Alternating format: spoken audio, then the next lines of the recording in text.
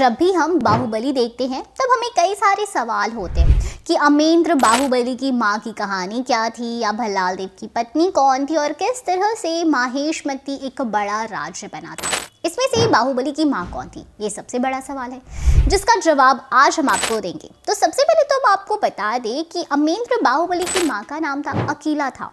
हालांकि जब कटप्पा पहले पार्ट में महेंद्र बाहुबली को सारी कहानी बताता है तब अमरेंद्र की मां का नाम रिवील नहीं किया जाता, सिर्फ यही बताते हैं कि उनकी मौत बच्चे को जन्म देते वक्त ही हो गई थी।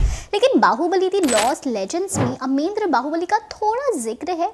वो भले ही माहेशमती के राजा विक्रम देवा की पत्नी थी, लेकिन फिर भी शिवगामी देवी का पावर उनसे ज्यादा था।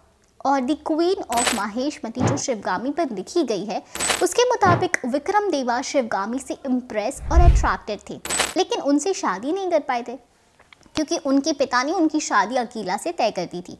और शिवगामी ने भी बिजल देव से ऊंचे ओहदे के लिए शादी की थी ताकि वो जस्टिस कर पाए। इंपॉर्टेंट रोल होते हुए भी माहेशमती की क्वीन के बारे में ज़्यादा एक्सप्लेनेशन नहीं है, तो इससे ये पॉसिबिलिटी बनती है कि बाहुबली 3 में उनके बारे में बताया जाए। साथ ही अवंतिका जो महेंद्र बाहुबली का लव इंटरेस्ट है और देवसेना जो अमरेंद्र बाहुबली की पत्नी है, वो दोनों ही कुंतल राज्य से थी, तो इन तीनों का भी कनेक्शन दिखाया जा सकता है। अवंतिका का बाहुबली के पहले पार्ट में काफ़ी अहम किरदार था। वो एक वॉरियर हैं जिसका एक ही मिशन था अपनी रानी देवसेना को बचाने का, और पार्ट 2 में भी वो आखिर में जब देवसेना अग्नि यात्रा करती हैं तब उनकी ढाल बनकर चलती हैं। तो इस बार उनकी कहानी दिखाई जाएगी और अवंतिका के किरदार में हमें देवसेना की झलक भी मिल सकती है।